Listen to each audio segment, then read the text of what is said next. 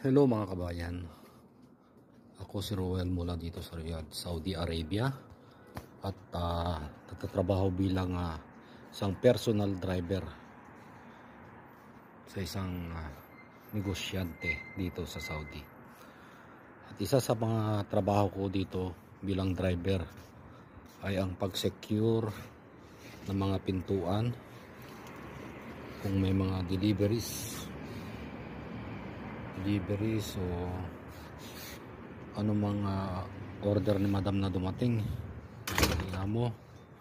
Kailangan kong i-secure ang mga pintuan, siguraduhin nakasarado ang lahat. Kailangan kong i-check up bawat pintuan dahil kailangan nating protektahan ang ating mga amo. Ito yung isang kailangan kong gawin gabi-gabi. Nandito man ang amo o wala ang amo, kailangan kong siguraduhin na mga pintuan ay walang nakabukas, siguraduhin nakasara dahil ito para sa kaligtasan ng lahat na nandito sa loob ng aming villa.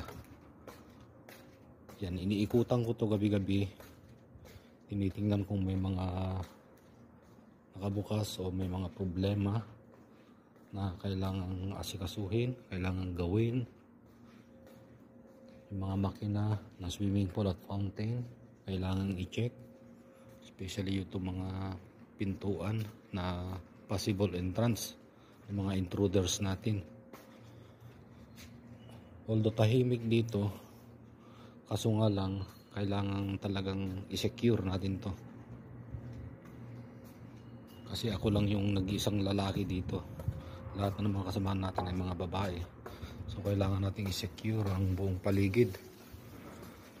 Hindi man ito sinasabi ng ating mga amo, pero para na rin sa kaligtasan ng lahat ng nasa loob ng villa, lalong lalo na ang ating amo, kailangan natin silang protektahan.